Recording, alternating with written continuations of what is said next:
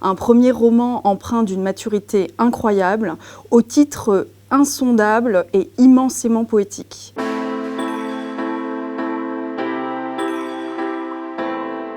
Au premier plan, on a le voyage.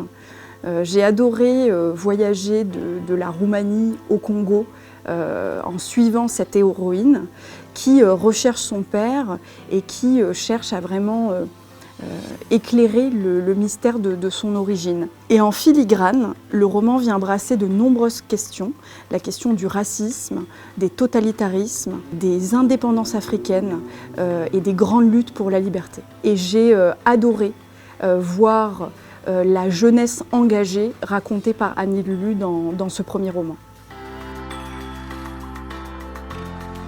Ce roman a un lien avec Louis Guillou parce que Louis Guillou, c'était un écrivain engagé. Et on retrouve cette forme d'engagement dans la littérature d'Annie Lulu, puisqu'Annie Lulu nous parle de l'engagement de la jeunesse pour les droits fondamentaux. Et puis Louis Guillou, c'était aussi un intranquille. Louis Guillou naviguait entre ses attaches natales en Côte d'Armor, à Saint-Brieuc, et Paris, la vie parisienne, comme l'héroïne d'Annie Lulu voyage, navigue entre Bucarest et Kinshasa.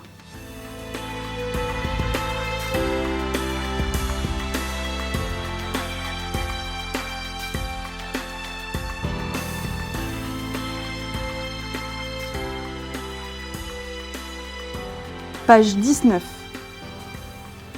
Je suis née à Iassi, dans la région moldave au nord-est de la Roumanie. J'ai eu une mère, ou plutôt ma mère a longtemps eu honte de moi, et je n'ai pas connu mon père, un étudiant congolais reparti après la Révolution en 1990. À l'époque de ma naissance, c'était encore la dictature. Le grand conducateur faisait venir des tas d'étudiants dans le pays, des Africains, des Égyptiens, des Syriens.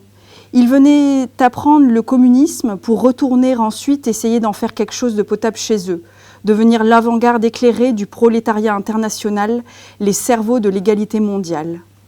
Enfin, l'idée pour le conducateur, c'était surtout de copiner avec tous les autres grands chefs parano qui pouvaient l'aider à renflouer ses caisses vides. Et il en a trouvé un qu'il aimait particulièrement. Un maréchal assassin à la tête du Congo, ce pays qu'on appelait Zaïre dans le temps. Ils étaient copains, comme cul et chemise, voilà pourquoi il y avait plein de jeunes Congolais en tribulation périlleuse en Roumanie dans ces années-là. Et il y en avait plein, au campus des étudiants étrangers de la faculté des sciences de Iassi, la ville où j'ai vu le jour. C'est là-bas, pendant une petite fête, un soir de mars 1989, que ma mère, inscrite en première année à la faculté des lettres, a rencontré mon père, Exaucé Makassi Motambe. Je n'ai pas su grand-chose de lui jusqu'à ce que l'Afrique naisse en moi et que je vienne ici, au Congo, à l'est du cœur du monde.